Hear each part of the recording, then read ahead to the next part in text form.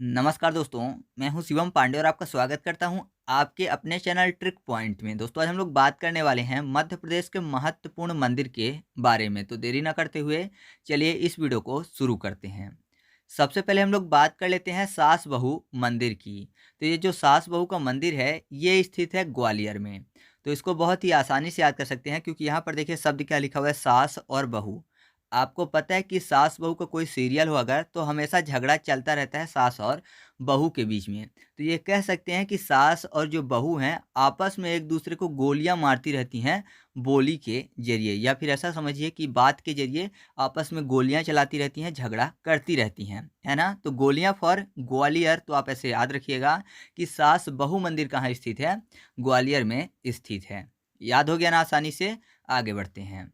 इसके बाद हम लोग बात कर लेते हैं मान मंदिर की। तो जो मान मंदिर है ये भी ग्वालियर में स्थित है। तो मान हो रहा है यहाँ पर बात मान सम्मान की बात, और आपको पता है कि मान सम्मान या तो अर्जित किया जाता है या फिर गवा दिया जाता है ना। अगर मान सम्मान जो है वो तो कमाया जाता है किसी न किसी व्यक्ति के जरिए, या फिर किसी न किसी व्यक्ति के जरिए अपना मान सम्मान गवा दिया जाता है गलत काम करके। तो गवा देना फॉर ग्वालियर। तो आप ऐसे याद रखिएगा कि मान मंदिर कहाँ स्थित है, ये भी ग्वालियर में स्थित है। ठीक है, या फिर ऐसे याद रख सकते हैं कि सास बहू के बीच में जब झगड़ा होता है तो एक दूसरे का मान सम्मान नहीं रह जाता है ना। तो ऐसे भी आप चाहें तो याद रख सकते हैं। इसके बाद हम लोग बात कर लेते हैं तेली के मंदिर की। तेली का जो मंदिर है ये भी ग्वालियर में स्थित है। तो इसको याद करने के लिए ऐसा समझिए कि यहाँ पर तेली में तेल मतलब ऑयल की बात हो रही है, और ग्वालियर में एक शब्द लिखा हुआ है लेयर। याद करने के लिए कर लेते हैं लेयर। लेयर मतलब क्या होती है, परत। तो आपको पता है अगर कोई भी ऑयल है उसको अगर पानी में डाल दिया जाए तो उसकी एक अलग ही लेयर बन जाती है, यानी उसकी एक अलग ही परत बन जाती है। तो आप ऐसे याद रखिएगा कि तेल की अपनी अलग लेयर होती है। तो लेयर फॉर ग्वालियर। तो याद हो जाएगा आपको कि तेली का मंदिर भी ग्वालियर में स्थित है। ठीक है, आगे बढ़ते हैं। इसके बाद हम लोग बात कर लेते हैं आशा देवी के मंदिर की।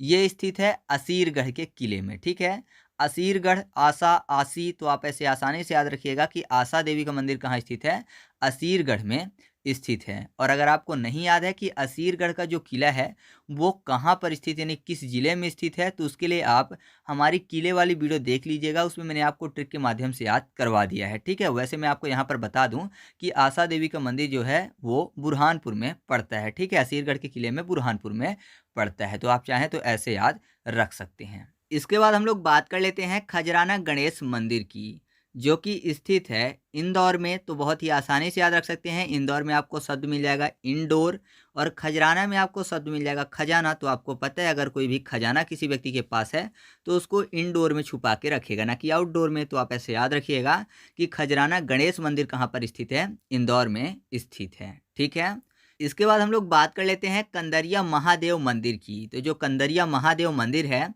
ये खजुराहो में स्थित है, और आपको पता है कि खजुराहो छतरपुर के अंतर्गत आता है। तो यहाँ पर देखिए कंदरिया में आपको एक शब्द मिल जाएगा दरियाँ। ठीक है, दरियों की बात हो रही है जो कि नीचे बिछाई जाती हैं।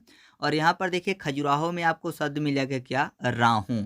राहों मतलब क्या होता है, रास्ता, और रास्ते में ही कहीं ना कहीं दरियाँ बिछाई जाती हैं। तो आप ऐसे याद रखिएगा कि कंदरिया महादेव का मंदिर कहाँ स्थित है, खजुराहो में स्थित है। और आपको पता ही है कि खजुराहो छतरपुर के अंतर्गत आता है। ठीक है, तो चलिए आगे बढ़ते हैं। इसके बाद हम लोग बात कर लेते हैं राम लक्ष्मण और सीता मंदिर की। ठीक है, ये स्थित है बांधवगढ़ में। अगर आपसे पूछा जाता है कि राम लक्ष्मण सीता मंदिर कहाँ स्थित है, तो बांधवगढ़ में स्थित है। तो इसको याद करने के लिए ऐसा समझिए कि यहाँ पर क्या शब्द लिखा हुआ है, राम और लक्ष्मण। वैसे सीता भी लिखा हुआ है लेकिन फिलहाल ध्यान देते हैं कि राम और लक्ष्मण शब्द यहाँ पर लिखा हुआ है। और बांधवगढ़ में आपको एक शब्द मिल जाएगा बांधव। बांधव का मतलब क्या होता है, भाई होता है। और जब भाई की परिभाषा दी जाती है तो हमेशा राम और लक्ष्मण की दी जाती है। तो आप ऐसे याद रखिएगा कि राम लक्ष्मण सीता मंदिर कहाँ पर स्थित है, बांधवगढ़ में स्थित है। और बांधवगढ़ कहाँ है, तो आपको पता है उमरिया में पड़ता है। इसके बाद हम लोग बात कर लेते हैं अगले पॉइंट की। तो अगला है राजराजेश्वर मंदिर, जो कि स्थित है मंडला में। तो यहाँ पर देखिए राज, राज शब्द लिखा हुआ है। ठीक है, मतलब कोई भी राजा है उसको राज ही राज दिख रहा है। ठीक है, पूरे की जो भी राज्य हैं वो राज ही राज करना चाहता है सभी राज्यों में। तो जाहिर सी बात है उसको बहुत सारे राजाओं को मारना पड़ेगा तभी राज हासिल होगा। तो ये कह सकते हैं कि बहुत सारे राजाओं का मर्डर करना पड़ेगा। तो मर्डर फॉर मंडला। तो आप ऐसे याद रखिएगा कि राज राजेश्वर मंदिर कहाँ पर स्थित है, मंडला में स्थित है। इसके बाद हम लोग बात कर लेते हैं तापेश्वर महादेव मंदिर की। ये स्थित है मंदसौर में। तो यहाँ पर देखिए तापेश्वर में ताप शब्द लिखा हुआ है और मंदसौर में आपको शब्द मिलेगा सौर। सौर मतलब सूर्य भगवान की बात हो रही है ना, तो जाहिर सी बात है अगर ताप होगा तो किस में होगा सबसे ज़्यादा, सूर्य भगवान में। तो आप ऐसे याद रखिएगा कि तापेश्वर महादेव मंदिर कहाँ पर स्थित है, मंदसौर में स्थित है। या फिर यहाँ पर देखिए दूसरा शब्द भी लिखा हुआ मिल जाएगा आपको कि मंद और सौर, मंद मतलब धीमा, सौर मतलब सूर्य भगवान की बात हो रही है। तो ताप, अगर ताप ज़्यादा लग रहा है तो हर कोई क्या दुआ करता है कि मंद हो जाए ताप किसकी, सूर्य भगवान की, गर्मियों के टाइम पे। तो आप चाहें तो ऐसे भी याद रख सकते हैं। इसके बाद हम लोग बात कर लेते हैं राज मंदिर की, जो कि स्थित है ओरछा में। तो यहाँ पर देखिए ओरछा में आपको शब्द मिल जाएगा ओछा। राज मंदिर में केवल दो ही शब्द लिखा हुआ है मिलजुल कर इकट्ठा, राज और मंदिर, यानी ऐसा समझिए कि कोई मंदिर में राज कर रहा है। अब मंदिर में कोई राज कर रहा है तो जाहिर सी बात है वो इंसान ओछा ही होगा, है ना। अगर कोई भगवान के घर में भी राज कर रहा है तो वो ओछा ही होगा। ओछा मतलब बुरा इंसान होगा, तो ओछा फॉर ओरछा। तो आप ऐसे याद रखिएगा कि राज मंदिर कहाँ पर स्थित है, ओरछा में स्थित है। ठीक है, तो चलिए आगे बढ़ते हैं। इसके बाद हम लोग बात कर लेते हैं देवी कालका मंदिर की, जो कि स्थित है धार में। तो यहाँ पर देखिए धार की बात हो रही है, धार में एक आगे शब्द जोड़ देते हैं अणा, तो क्या हो जाएगा धारण। और देवी काल का मतलब ऐसा नहीं लग रहा है जैसे कोई बोल रहा है कि देवी ने काल का क्या रूप धारण किया है। बोलते हैं ना कि देवी ने उग्र रूप धारण कर लिया, मतलब देवी काल की तरह आ गई हैं। तो देवी ने काल का रूप धारण किया है, तो धारण फॉर धार।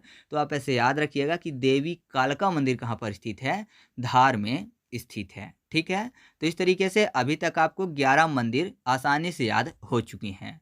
तो चलिए अब हम लोग आगे की जो महत्वपूर्ण मंदिर हैं उनको भी ट्रिक के माध्यम से याद करते हैं। और अगर आपको वीडियो अच्छी लग रही हो तो वीडियो को लाइक जरूर कर दीजिएगा। तो चलिए आगे बढ़ते हैं। इसके बाद हम लोग बात कर लेते हैं मंगलनाथ मंदिर की, जो कि उज्जैन में स्थित है। तो इसको आसानी से याद करने के लिए ऐसा समझिए कि उज्जैन में जो जैन शब्द लिखा हुआ है, तो इसका अगर इंग्लिश में लिख ले तो क्या हो जाएगा JAN, जो कि शॉर्ट फॉर्म किसका होता है, जनवरी का। और जब जनवरी की पहली तारीख आती है यानी नव वर्ष जैसे ही लगता है तो हम लोग क्या बोलते हैं कि आपका नव वर्ष मंगलमय हो, है ना। ऐसा कब बोलते हैं, जनवरी की फर्स्ट तारीख पे। तो मंगलमय हो तो मंगल फॉर मंगलनाथ का मंदिर, और जैन में बोलते हैं तो जैन फॉर उज्जैन। तो आप ऐसे याद रखिएगा कि मंगलनाथ मंदिर कहाँ पर स्थित है, उज्जैन में स्थित है। इसके बाद बात करते हैं नवग्रह मंदिर की, तो ये भी उज्जैन में स्थित है। तो यहाँ पर मंगल की बात हो रही है, मंगल एक ग्रह है, तो आपको पता हो जाएगा आसानी से कि नवग्रह मंदिर भी उज्जैन में स्थित है, जहाँ पर मंगलनाथ मंदिर स्थित है। तो आपको ऐसे आसानी से ये पॉइंट भी याद हो जाएगा। ठीक है, तो चलिए आगे बढ़ते हैं। इसके बाद हम लोग बात कर लेते हैं अगले पॉइंट की। तो अगला पॉइंट है शारदा देवी मंदिर, जो कि आपको पता ही है कि मैहर में स्थित है, मध्य प्रदेश में, बहुत ही ज़्यादा फेमस है, विंध्यवासिनी मैया की बात हो रही है। तो आप ऐसे आसानी से याद रख सकते हैं, इसके लिए कोई भी ट्रिक बताने की जरूरत नहीं है कि शारदा देवी का मंदिर कहाँ पर स्थित है, मैहर में स्थित है। ठीक है, तो चलिए आगे बढ़ते हैं। इसके बाद हम लोग बात कर लेते हैं विश्वनाथ मंदिर की, जो कि उमरिया में स्थित है। ठीक है, तो यहाँ पर देखिए विश्वनाथ यानी विश्व और अनाथ शब्द आपको मिल जाएगा। तो विश्व अनाथ हो जाएगा कब, जब उसके नाथ जो हैं, यानी ऐसा समझिए कि जो उनके पालक हैं वो मरी जाएंगे। तो मरिए फॉर मारिया यानी उमरिया। तो आप ऐसे आसानी से याद रखिएगा कि विश्वनाथ मंदिर कहाँ पर स्थित है, उमरिया में स्थित है। ठीक है, इसके बाद हम लोग बात कर लेते हैं ज्वालामुखी मंदिर की, ये भी उमरिया में स्थित है। तो ऐसा समझिए कि कोई भी व्यक्ति है जो कि ज्वाला के मुख में चला गया है। ठीक है, तो जाहिर सी बात है ज्वाला के मुख में कोई चला जाएगा, ज्वाला मतलब आग। ठीक है, तो ज्वाला के मुख में अगर कोई गिर जाएगा तो जाहिर सी बात है मर ही जाएगा, तो मरना फॉर उमरिया। तो आप ऐसे याद रखिएगा कि ज्वालामुखी मंदिर भी उमरिया में स्थित है। इसके बाद हम लोग बात कर लेते हैं पातालेश्वर महादेव मंदिर की, जो कि स्थित है अनूपपुर में। तो इसको भी बहुत ही आसानी से याद कर सकते हैं, क्योंकि यहाँ पर देखिए पातालेश्वर में आपको एक शब्द मिलेगा पता, यानी पता की बात हो रही है। और जब बात होती है पता की, तो पते की जरूरत कब पड़ती है, जब कोई आपके घर आना चाहता है, तो आना फॉर अनूपपुर। तो आप ऐसे याद रखिएगा कि पातालेश्वर मंदिर यानी पातालेश्वर महादेव मंदिर कहाँ पर स्थित है, अनूपपुर में स्थित है। इसके बाद हम लोग बात कर लेते हैं दलदली माता मंदिर की, जो कि स्थित है मंडला में। तो इसको तो बहुत ही आसानी से याद कर सकते हैं, क्योंकि मंडला में आपको एक शब्द मिल जाएगा मड। मड मतलब क्या होता है, कीचड़ होता है। और दलदली वाले क्षेत्र की बात हुई तो जाहिर सी बात है जहाँ कीचड़ होगा वो क्षेत्र कैसा होगा, दलदली होगा। तो याद रखिएगा दलदली माता मंदिर कहाँ पर स्थित है, मंडला में स्थित है। इसके बाद बात करते हैं गरुड़ देव मंदिर की, जो कि नरसिंहपुर में स्थित है। तो गरुड़ देव की बात हो रही है। गरुड़ में आपको एक शब्द मिलेगा रूर, रूर को कर लेते हैं रौर। रौर मतलब क्या होती है? दहाड़। और दहाड़ता कौन है? सिंह। सिंह फॉर नरसिंहपुर। तो आप ऐसे याद रखिएगा कि गरुड़ देव मंदिर कहाँ पर स्थित है? मध्य प्रदेश के नरसिंहपुर में स्थित है। इसके बाद हम लोग बात कर लेते हैं अगले पॉइंट की। तो अगला है सोमेश्वर मंदिर, जो कि स्थित है नरसिंहपुर में ही। तो अगर नरसिंह रूप की बात करें कि नरसिंह रूप जब भगवान ने धारण किया था तो हिरण्यकश्यप को मारने के लिए किया था, ठीक है। तो हिरण्यकश्यप को जब मारने के लिए नरसिंह रूप धारण किया था तो हिरण्यकश्यप ने वरदान मांगा हुआ था, क्या? कि ना उसको कोई दिन में मार पाए ना रात में मार पाए, ठीक है, ना अस्त्र से ना शस्त्र से, या फिर इसने उसने ऐसा भी बोला था कि मतलब 12 महीने में कभी भी ना मार पाए। तो इस तरीके से भगवान ने क्या किया था कि उसको शाम को मारा था, ठीक है, ना दिन थी ना रात थी, शाम को मारा था, ना घर के अंदर मार पाए ना बाहर मार पाए, ऐसा बोला गया था। तो घर के अंदर जैसे ही बाहर निकलते हैं तो उसी दरवाजे पर मारा था उन्होंने अपनी गोद में रखकर। तो आप ऐसे याद रखिएगा कि शाम के समय मारा था नरसिंह रूप धारण करके। तो शाम था सोमेश्वर मंदिर। तो आपको याद हो जाएगा कि सोमेश्वर मंदिर कहाँ पर स्थित है? नरसिंहपुर में स्थित है, ठीक है। इसके बाद हम लोग बात कर लेते हैं बिलहरी शिव मंदिर की, जो कि स्थित है कटनी में। बिलहरी में एक शब्द मिल जाएगा बिलारी। बिलारी मतलब बिल्ली को बोलते हैं ना, नॉर्मल सी भाषा में बोलते हैं बिलारी।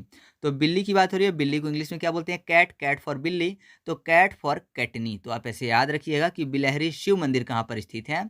कटनी में स्थित है। वैसे मैं उम्मीद करता हूँ कि आप सब मध्य प्रदेश से हैं, तो नॉर्मली जो मध्य प्रदेश की लैंग्वेज है वो आप लोग समझते होंगे, इसलिए मैं ऐसी ट्रिक का उपयोग कर रहा हूँ, ठीक है। तो बिलहरी बिल्ली की बात हो रही है, तो आप ऐसे आसानी से इसको याद रखिएगा। इसके बाद हम लोग बात कर लेते हैं 64 योगिनी मंदिर की, जो कि दो हैं। एक जबलपुर में स्थित है और जो काफ़ी ज़्यादा फेमस है वो स्थित है खजुराहो में, मतलब छतरपुर में। तो दो महत्वपूर्ण 64 योगिनी मंदिर हैं, एक जबलपुर और दूसरा छतरपुर, जो कि खजुराहो में पड़ता है। तो यहाँ पर देखिए 64 योगिनी में आपको एक शब्द मिलेगा, 64 मतलब 64, और योगिनी में आपको शब्द मिल जाएगा योग, ठीक है। योग की बात हो रही है।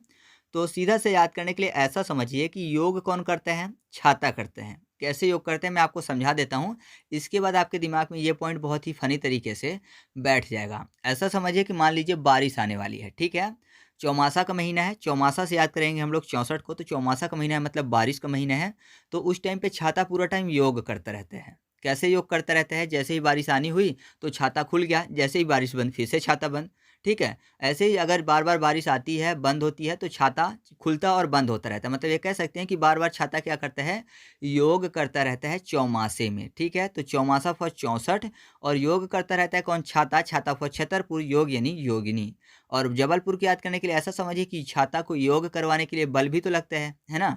छाता को ऊपर करने के लिए यानी चढ़ाने के लिए थोड़ा बहुत तो बल का उपयोग किया ही जाता है, तो बल फॉर जबलपुर। तो आप ऐसे याद रखिएगा कि 64 योगिनी मंदिर कहाँ पर स्थित है? जबलपुर में और छतरपुर में। इसके बाद हम लोग बात कर लेते हैं तिलक सिंदूर मंदिर की, जो कि होशंगाबाद में स्थित है। तो देखिए यहाँ पर शब्द क्या लिखा हुआ है? तिलक। शादी के टाइम की तिलक की बात करते हैं, और सिंदूर ये भी शादी के टाइम की बात हो रही है।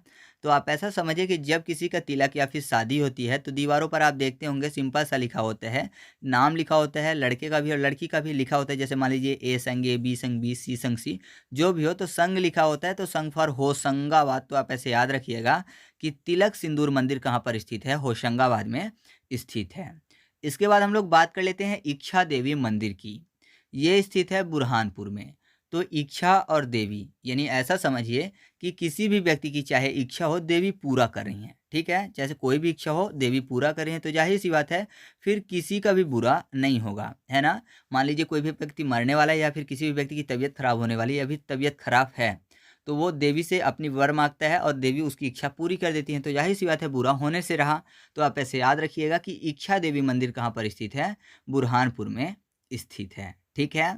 इसके बाद हम लोग बात कर लेते हैं ओमकारेश्वर ज्योतिर्लिंग की। तो ये तो आपको पता ही है कि ये खंडवा में स्थित है, तो इसके लिए भी कोई भी ट्रिक बताने की ज़रूरत नहीं है। इसके बाद बात करते हैं काटेश्वर मंदिर की, जो कि स्थित है धार में, ठीक है। तो काटेश्वर में शब्द क्या लिखा हुआ है? काटे, यानी काटने की बात हो रही है, और काटने के लिए किसी न किसी धारदार चीज़ की ज़रूरत पड़ती है ना। अगर मान लीजिए किसी भी चीज़ को काटना है तो धारदार चीज़ की ज़रूरत पड़ेगी। तो आप ऐसे याद रखिएगा कि काटेश्वर मंदिर जो है वो कहाँ स्थित है? धार में स्थित है। इसके बाद बात करते हैं कांच मंदिर की, तो ये स्थित है इंदौर में। तो नॉर्मली आपने देखा होगा कि जो कांच वाली चीज़ें होती हैं लोग छिपा के रखते हैं बच्चों से इंडोर में, ठीक है। तो आप ऐसे याद रखिएगा कि कांच मंदिर कहाँ पर स्थित है, इंदौर में स्थित है। इसके बाद बात करते हैं चामुंडा मंदिर की और साथ ही साथ कालका मंदिर की।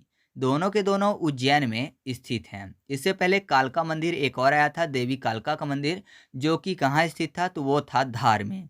और ये जो कालका का दूसरा मंदिर है ये स्थित है उज्जैन में। तो चामुंडा मतलब चामुंडा आप समझ ही रहे होंगे, जो कि मुंडमाला पहन रही हैं, ठीक है। देवी काली की बात हो रही है और कालका भी लिखा हुआ है, तो दोनों पॉइंट आसानी से एक दूसरे से मैच कर रहे हैं। अब इनको उज्जैन से बस याद करने की ज़रूरत है। तो कालका में काला शब्द लिखा हुआ है। उज्जैन को याद करने के लिए हमेशा मैं क्या कर लेता हूँ, उज्जैल मतलब उजले व्यक्ति की बात कर लेता हूँ। एक तरफ काला दूसरी तरफ उजला, तो आप ऐसे याद रखिएगा कि चामुंडा मंदिर और कौन सा है, कालका मंदिर, दोनों के दोनों कहाँ स्थित हैं, उज्जैन में स्थित हैं। ठीक है, मैंने आपको बता ही दिया, चामुंडा मतलब काली माता की बात हो रही है। तो चलिए आगे बढ़ते हैं। इसके बाद हम लोग बात कर लेते हैं सूर्य मंदिर की, जो कि स्थित है मंदसौर में। और एक और मंदिर है जिसका नाम है सूरज मंदिर या फिर सूर्य मंदिर ही बोल सकते हैं, दोनों एक ही चीज़ है, सूरज या फिर सूर्य। वो स्थित है मंडला में।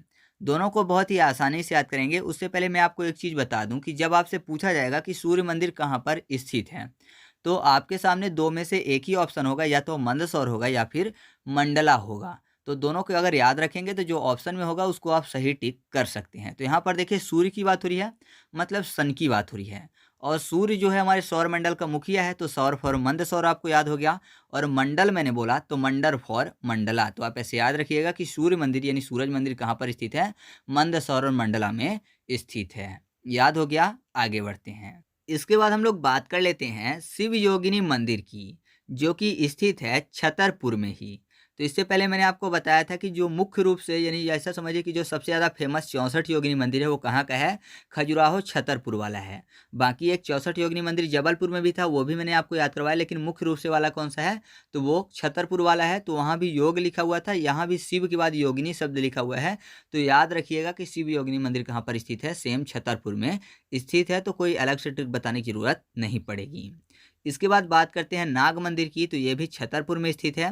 तो यहाँ पर देखिए नाग और मंदिर शब्द लिखा हुआ है, ठीक है। तो आपको पता है जो नाग हैं, ठीक है, बात करते हैं शेष नाग की। तो शेष नाग विष्णु भगवान के एकदम छाते की तरह काम करते हैं, है ना। मतलब उनको ऊपर रहते हैं, ऐसे बने हुए होते हैं जिससे कि उनके ऊपर ना धूप पड़े ना फिर ऐसा समझिए कि पानी की कोई बूंदे पड़े, तो एक तरह से के छाते का काम करते हैं। तो छाता फॉर छतरपुर।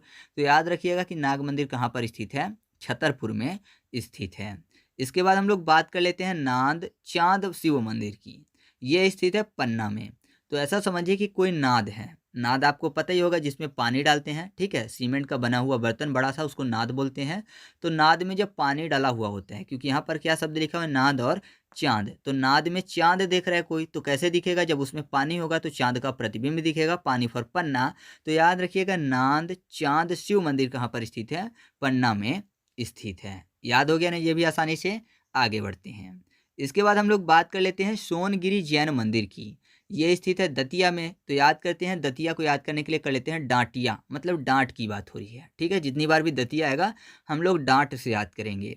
तो सोनगिरी ऐसा समझिए कि सोन मतलब गोल्ड की बात हो रही है, और गोल्ड किसी ने गिरा दिया है। मान लीजिए कोई लड़की है, उसने गोल्ड गिरा दिया है, तो जैसे ही घर जाएगी उसको डांट पड़ेगी अपनी मम्मी से, तो डांट फॉर दतिया। तो याद रखिएगा कि जो सोनगिरी जैन मंदिर है वो कहाँ पर स्थित है, दतिया में स्थित है, ठीक है। मैं भी दतिया बोलने वाला था, जबकि दतिया में स्थित है। इसके बाद हम लोग बात कर लेते हैं माँ पीताम्बरा मंदिर की, जो कि ये भी दतिया में स्थित है। तो माँ और पिता शब्द लिखा हुआ है, तो जाहिर सी बात है बच्चों को डांटने का सबसे ज़्यादा अधिकार किसका होता है, माँ और पिताजी का। तो आप ऐसे याद रखिएगा, माँ पीताम्बरा मंदिर कहाँ पर स्थित है, दतिया में स्थित है। इसके बाद हम लोग बात कर लेते हैं धूमेश्वर महादेव मंदिर की, जो कि ग्वालियर में स्थित है। तो धूम धड़ाका होने की बात हो रही है, तो जाहिर सी बात है गोलियां चलती हैं, तो गोलियों को क्या बोलते हैं कि धूम धड़ाका हो रहा है ना। ऐसा समझिए बम गोलियों की बात हो रही है, तो बम गोले फट रहे हैं, तो धूम धड़ाका हो रहा है, तो गोले फॉर ग्वालियर। तो आप ऐसे इस पॉइंट को भी याद रखिएगा। इसके बाद बात करते हैं कूपिया देव मंदिर की, जो कि भिंड में स्थित है। तो कूप मतलब क्या होता है, गुस्सा होता है ना, कूप मतलब गुस्सा, और जो गुस्से में होता है तो जाहिर सी बात है वो भिड़ जाता है, तो भिड़ना फॉर भिंड। तो याद रखिएगा कूपिया देव मंदिर कहाँ पर स्थित है, भिंड में स्थित है, ठीक है। तो चलिए आगे बढ़ते हैं। इसके बाद हम लोग बात कर लेते हैं बोरेश्वर मंदिर की, जो कि भिंड में ही स्थित है। तो भिंड को याद करने के लिए भिंडी कर लेते हैं। भिंडी अगर काफ़ी ज़्यादा मात्रा में है और उसको अगर मंडी ले जाना है बेचने के लिए, तो ज़ाहिर सी बात है बोरे में डाल के ले जाएंगे। तो याद रखिएगा, जो कि बोरेश्वर मंदिर है वो कहाँ पर स्थित है, भिंड में स्थित है। इसके बाद बात करते हैं लक्ष्मण मंदिर की, ये भी भिंड में स्थित है। तो लक्ष्मण में आपको शब्द मिल जाएगा लक्ष्य, ठीक है। लक्ष्य मतलब टारगेट की बात हो रही है, और टारगेट हिट होता है ना। टारगेट हिट होता है मतलब मान लीजिए कोई भी गन चला रहा है या फिर कोई भी तीर चला रहा है, ठीक है। तो तीर क्या होती है, टारगेट में जाके भिड़ जाती है। भिड़ना मतलब टकराना, ठीक है। मैंने पहले ही बताया कि आप मध्य प्रदेश से हैं, तो जाहिर सी बात है मध्य प्रदेश की लैंग्वेज आपके समझ में आ रही होगी। मैं भी रीवा से हूँ, इसीलिए लोकल लैंग्वेज यूज कर रहा हूँ। तो भिड़ना मतलब टकराना होता है। तो ये कह सकते हैं कि लक्ष्य से जाकर जो भी चीज़ होती है वो जाके भिड़ जाती है, टकरा जाती है। तो भिड़ना फॉर भिंड। तो आप ऐसे याद रखिएगा कि लक्ष्मण मंदिर कहाँ पर स्थित है, भिंड में स्थित है। इसके बाद हम लोग बात कर लेते हैं सिद्धचल जैन मंदिर की, ये स्थित है ग्वालियर में। तो सिद्धचल शब्द लिखा हुआ है, क्या लिखा हुआ है, सिद्धचल मतलब सीधे चलने की बात हो रही है। और ग्वालियर में शब्द आपको मिल जाएगा गोलियां, हमेशा की तरह ग्वालियर में गोलियां शब्द लिखा हुआ है। तो जाहिर सी बात है गोलियां कैसे चलती है, एकदम सीधी चलती है ना। कहीं भी अगर छोड़ दी जाए सामने तो जाहिर सी बात है वो मुड़ेंगी नहीं, बल्कि सीधी ही चलेंगी। गोलियों की तरह सीधे ऐसा बोला भी जाता है। तो यहाँ पर देखिए सीधा फॉर सिद्धचल यानी सीधे चलने की बात, और गोलियों फॉर ग्वालियर। तो याद रखिएगा सिद्धचल जैन मंदिर कहाँ पर स्थित है, ग्वालियर में स्थित है, ठीक है। इसके बाद एक और महत्वपूर्ण पॉइंट है, मैं आपको बता देता हूँ, वो है चित्रगुप्त मंदिर।